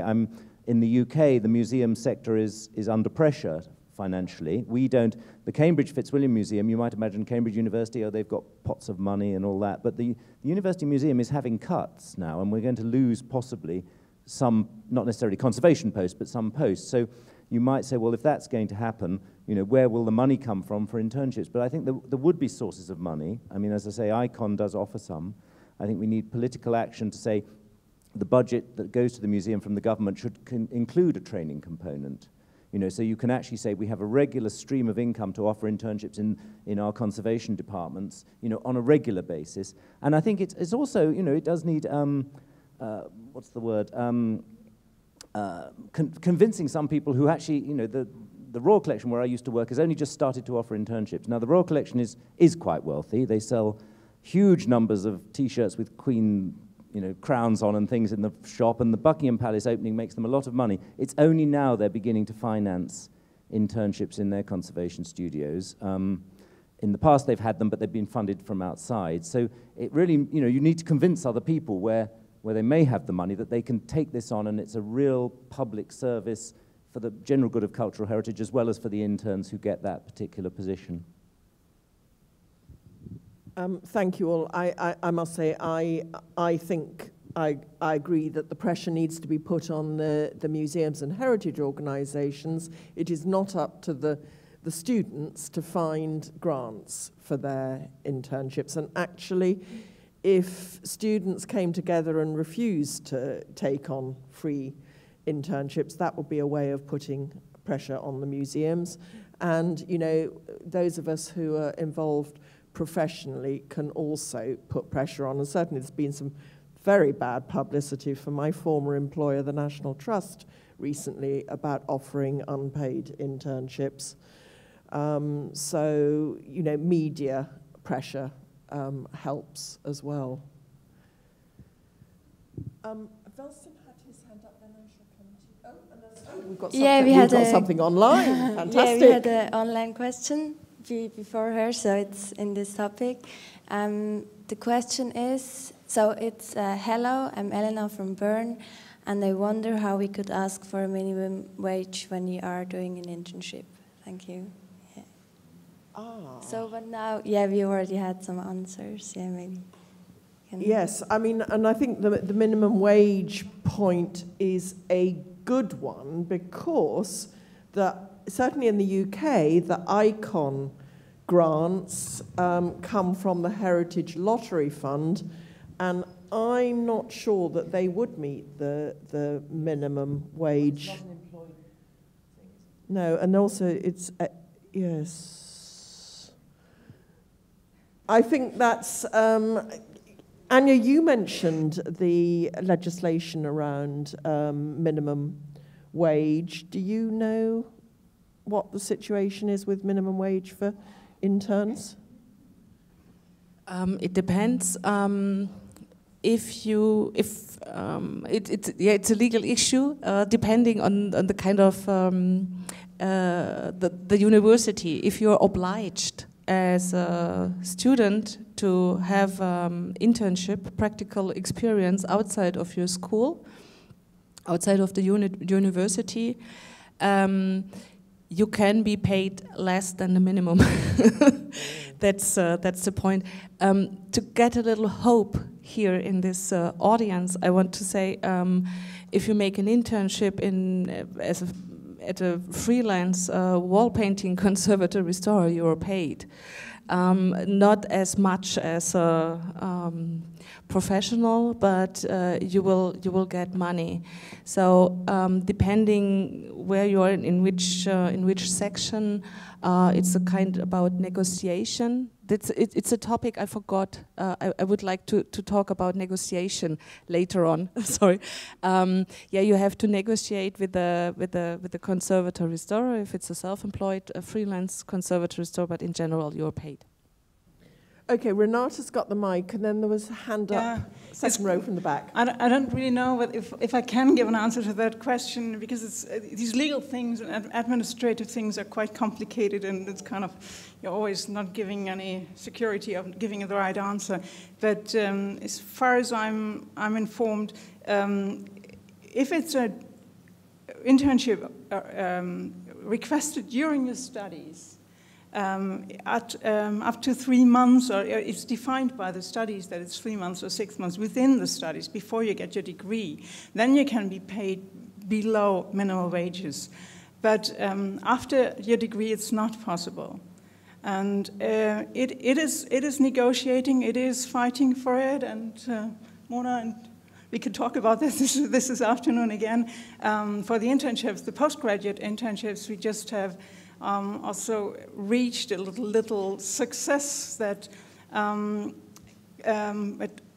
least in Bavaria, the postgraduate internships, not only in conservation, but they're generally paid at the level that the German Museum Association demands, which the countries didn't pay, or only some countries paid. But it needs fighting for it. It needs asking for help. It needs asking your director. It needs asking the Museum Association. It needs asking colleagues. And then you can have success. We had that success, and it's the funny thing that internships in Bavaria are now, and in many other countries in Germany, in museums, are paid on the same level. Postgraduate internships are paid on the same level for conservators as art historians or archaeologists or whatever, while the positions then, the permanent positions, are not on the same level. And I'm going to talk about that this afternoon. It's kind of, you climb up, and then you have to go back down. It's crazy. And there's another topic that makes things complicated I found out last year about international internships is we wanted to take a student who brought her grant money, and I said, wow, wonderful, we have an additional person to work with us. And then we ran into a liability insurance problem. And we solved it somehow, and I have the information now that we can solve it next year for the next student. But we were trying to find liability insurance for a Norwegian student to work in a museum, and how high is the liability? I mean, we have paintings that are so incredibly high, have such an incredibly high insurance value that no insurance company ever pays for it. So we are forced to make contracts.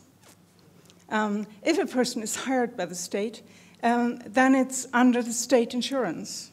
We can't take just people come in, and that has brought up questions also with the cooperation with the university. It's really complicated, and I guess it's different from country to country. Yeah, and Renata, thank you for that. And I think the point that you really highlight is the importance of understanding the legal aspects as well, which Anja drew attention to. Hand up at the back, and then I am still conscious that we haven't come to Velsen.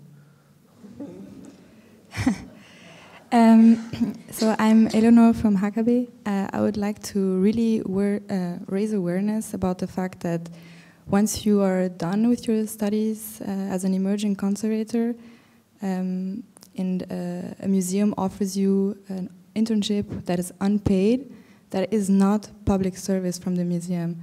That is just exploitation. I'm sorry, if we are not the museum is not giving us this internship to be nice to us. They need us. They need interns. They really need qualified people who work there.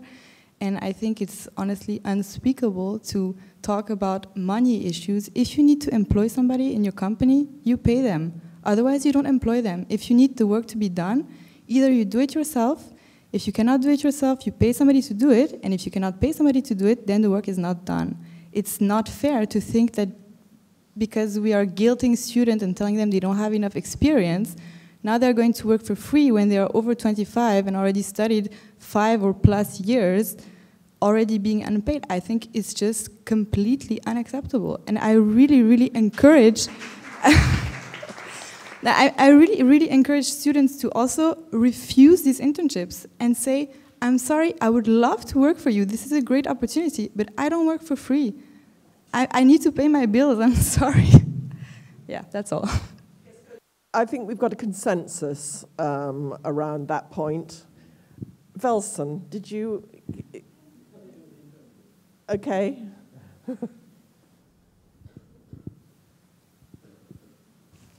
Thank you. Velsen Hori. We had a really good tour last night around the labs and the teaching areas here. And I asked occasionally how many students you had and how many staff. And it was about 20 to 30 students and around 2 to 4 staff. You said it at Hamilton Carr, Rupert this is addressed to, it's 1-to-1. As secretary, whatever it is, of Encore, what is the Encore's position on the staff-student ratio? In other words, one of the real problems has been for people employing interns or conservators is ensuring that they come with enough basic knowledge. The interns that come very often are not up to the standard of professional activity. Therefore, they're not worth very much until they've been trained up by the institution, which is one of the answers to the point that's just been made. So what is the staff-student ratio? What is the amount of practical experience you would expect someone to come out of a course into profession? Thanks. Yeah, tricky question, that one. Because we have been debating it in the board of Encore and trying to garner opinion and see what the other courses are actually doing. We feel, obviously, that there's a huge variety of staff-student ratio depending on what you're teaching. So when you're teaching the academic chemistry, you don't need a very high one. When you're doing the hands-on stuff, you really need, we think, sort of 2, 3, 4 to 1 if you possibly can. But it's very difficult to sort of quantify in an exact rule and say you've got to have X. And so we're doing a survey at the moment to try and find out from all the schools who are members of Encores what levels of staff they have, how many part-time, and come to some idea as to what that equates to. But I think more important is to know that within the course structure or within the program, sometimes have internships within them or whatever, that there will be periods where students get that very close supervision working together. And it's difficult. It's really difficult to quantify because I know in the past there have been courses where people are sort of taught in large classrooms for techniques where you want to give individual attention because every person will have a different approach or ability or innate ability or whatever it is. It's a very difficult thing. I agree totally that if you're going to offer internships, you obviously need to know that the student is at the level to take advantage of the internship without having to be taught anything maybe that they should have been taught earlier, and conversely that they will be able to contribute. So I think that is a given in the internships. And as I've said, we've had students from all over Europe and elsewhere, and the ones we've selected have been extremely good, very competent. Very rarely have we had to actually, as it were, sort of bring them up to speed. But maybe we've been lucky, and we do get a lot of applications, and we are able to pick the people who we want. But I think in a teaching situation where you're using real objects, it should be sort of 3 or 4 to 1, no more.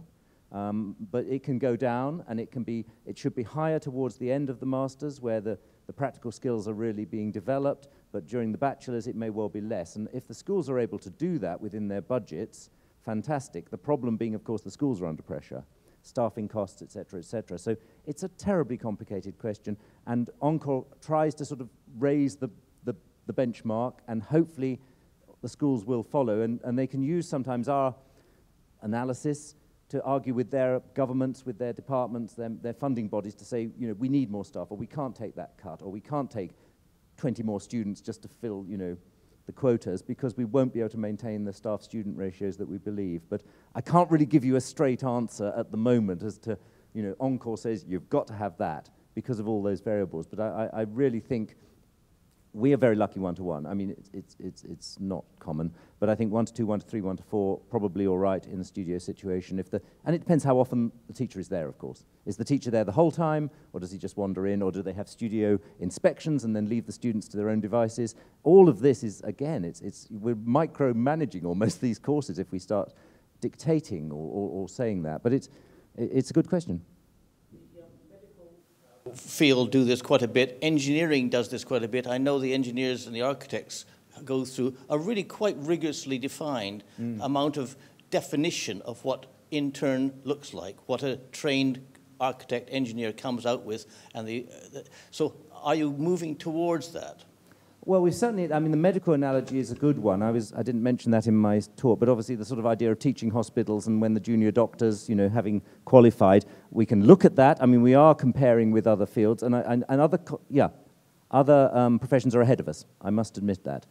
So I think what will develop, Encore's midway through this. We got the practice document ready. We're now looking at all the schools we can to try and glean the information we need to then say, well, actually, this isn't good enough, or this is. And then, as you say, a model from another profession may well be very, very useful in that context, because I know medical training, it's obviously developed over a long period and is now very securely defined, and I think we can try and do that too.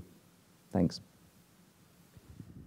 Okay, I'm just conscious of the time and that we should wind up. Are there any more questions online? I don't want to neglect them. No, in which case I think it's going to have to be two minutes each for the panelists to sum up. Anja, you mentioned negotiation. It would be really great if you could just say a little bit more about whether it's possible to learn soft skills or if they're inherent in you. Yes, I just forgot it with the time to talk about negotiation. It's negotiation not only about the work you have to do, not only about the time frame, but about money.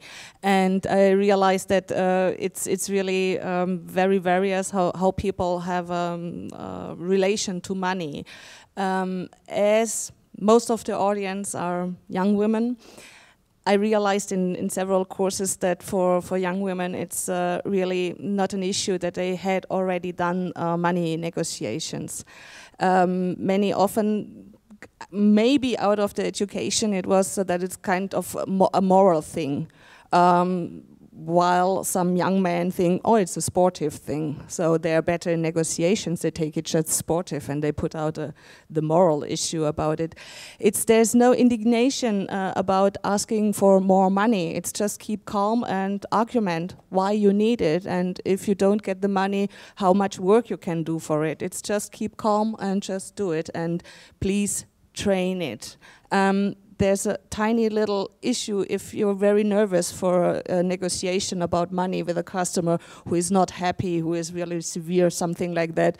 Just imagine that you're your best friend and argument as you would say to your best friend, so to help you. Okay, thank you. Christoph, final words. Well, just a small comment to what she said about getting angry and shouting is not professional. Sometimes you need it, and sometimes you have to use it in the right way, and completely agree with her. And if you're conscious about what you're doing and why you're doing it for, and I think then that's okay, yeah. Well, I just wanted to add, I gave you some comments about what not to do and about the dangers of starting a company, but I still want to encourage you, to go into business. There are still a lot of wastelands you could work on, even in the large field of conservation. Just to give you some brief examples. Storage of photographs. It's a question no company is really good in, well, at least in Germany. Well, and or for example, no one is offering products for marking and labeling. Well, it's just a very small area of activity. Well, but worldwide there's nothing, and there. Plenty of many more ideas you could develop. Yeah. Thank you. And you're demonstrating that you're not in competition, that you've just given a lot of ideas to the audience. Rupert. Thanks. I'll be very brief because I think we've said so much. It's been a very informative debate. And I just want to reiterate, I feel, as a member of Encore, that the quality of the education now that most students receive is getting better. There have been great advances in the last 30 years in some of the ways people are trained. I know there's a huge amount to learn, and one has to be careful not to overindulge, maybe, and realize, yes, it's lovely to know how to use an FTIR, but maybe I'll leave that to someone else in the future. But you do need to work on those practical skills as well. Even as a preventive conservation, you need to know what the practical skills are so you can see what's gone wrong possibly and advise. So, and I know it's a lot to ask of you, but my experience of what the students, the quality of the education, the quality of the students now is so much better than it used to be in the olden days when I was young. So I just wish you all the best, and maybe I'll see some of you at internships at some point. Great. Thank you all, and thank you to you, our audience, for all of your really interesting points that you've made. I mean, I think probably the strongest takeaway that I have from this session is this point about internships and really ensuring that those are paid. And I think that anything that you can do as students to facilitate that by not accepting unpaid internships, and anything we can do as the professional organisations and talking to the potential employers, we will also commit to do. And again, I repeat our offer for you to join professional organisations at an early stage in your career. So thank you all very much. Thank you, Anja, Christoph, and Rupert, for leading our discussion this morning. And we look forward to the discussion on heart this afternoon. Thank you.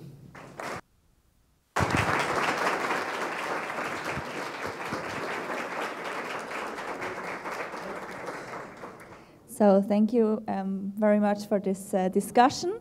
I also have some informations, organizational. I want to remind you again that on the registration disc there are the lists for the object presentation this afternoon, and also for the Saturday tour tomorrow, the city cultural tour. And there are also things like this, which you can take with you, and you probably use it at the tour. The tour will be led by our cultural value team from the HKB, Anne Krauter and Uli Fritz. And yeah, I think, yeah. And also, very important, at lunchtime, it's the last opportunity to sign up for the tour to the ABEC Foundation, which will also be tomorrow at 12 o'clock. And yeah, this because the ABEC Foundation is a bit further outside of the city. There will be a bus, and there are the space is limited to 19 people, but there are still free seats in the bus. And please sign up for this nice tour. And so now soon we will have lunch outside, so everyone can enjoy lunch. And after lunch, we also have a coffee break. So the break will be about 2 hours, and at 2 o'clock, our next session will start. Then at 5 o'clock, no, I think 5 o'clock, the object presentations will start, and at 7 o'clock we have an evening reception together with Echo and Encore. And now, some more minutes, Piotr and Sylvia want to talk about ICAR, or ICAR. So.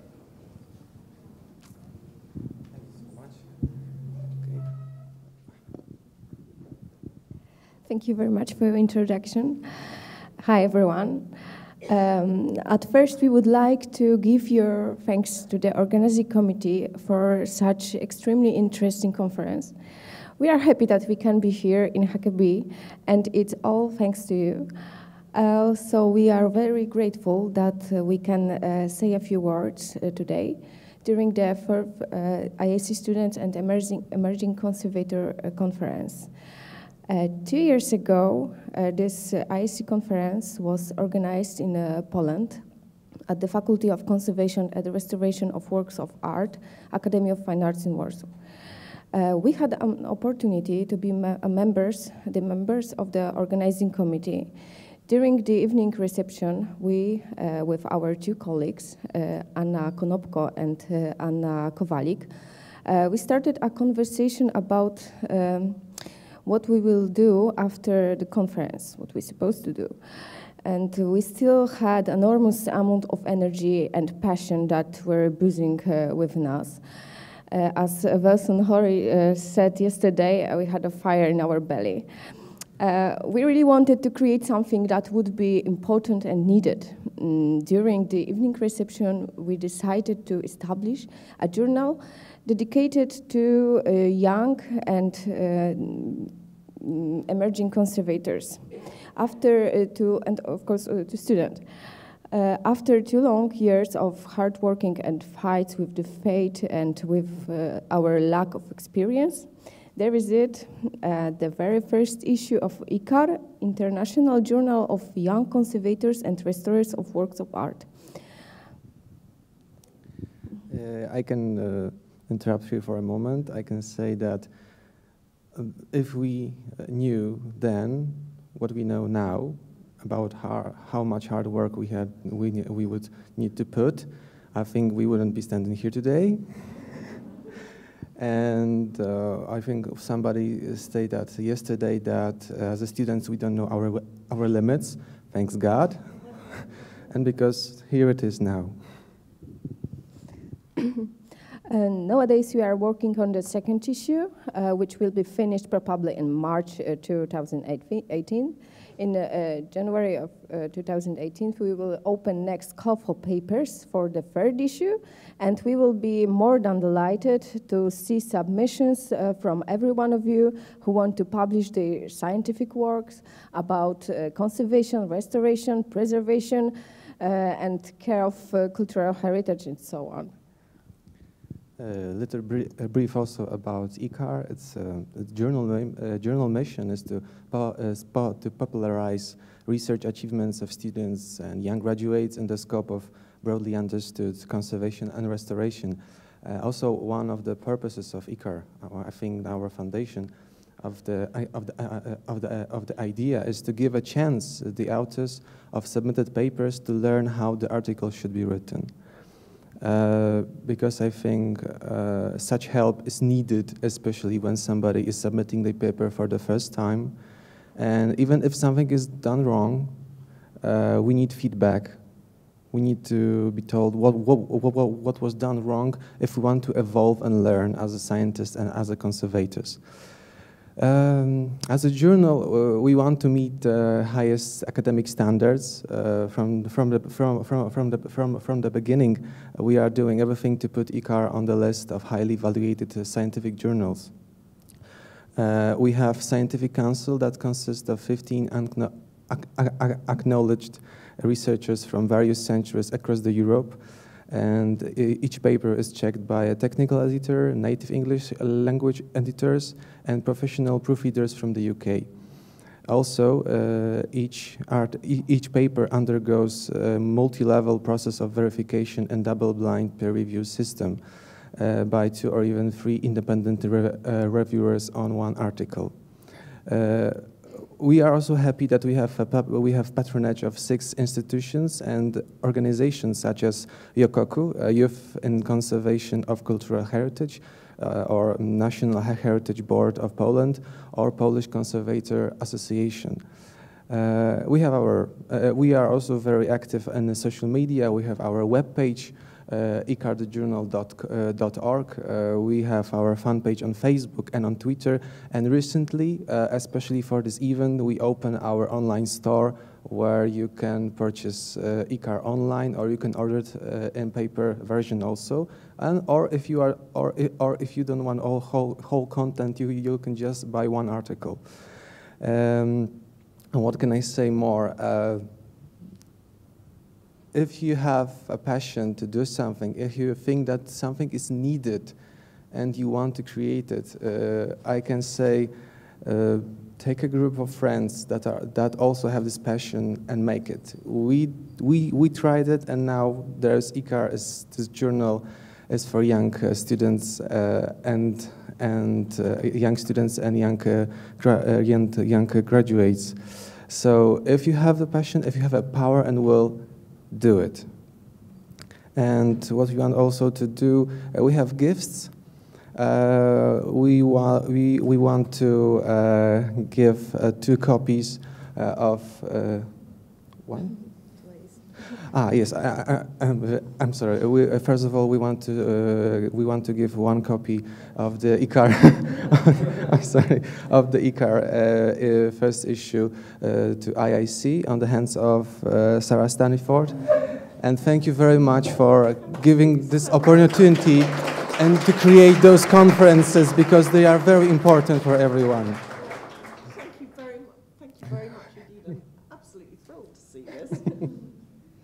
And also we have gifts for our friends from HKB to the library of your university, 2 copies of the ICAR and 1 copy of it's also a gift from our Faculty of Conservation and Restoration Dean, Professor Marzena Ciechańska. It's a book called Between Science and Art, and it's a set of articles of scientific research in conservation of the employees of our faculty, and we hope that those books will be a good addition in your library. And I think on the hands of Isa von Lente, it will be appropriate.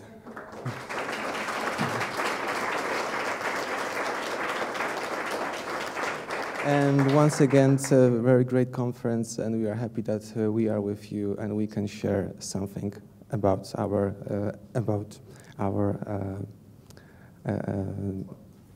work and experience. Thank you so much.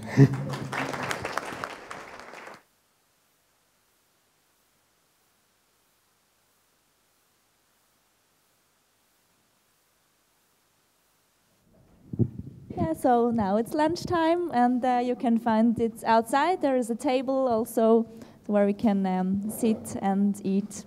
So enjoy lunch.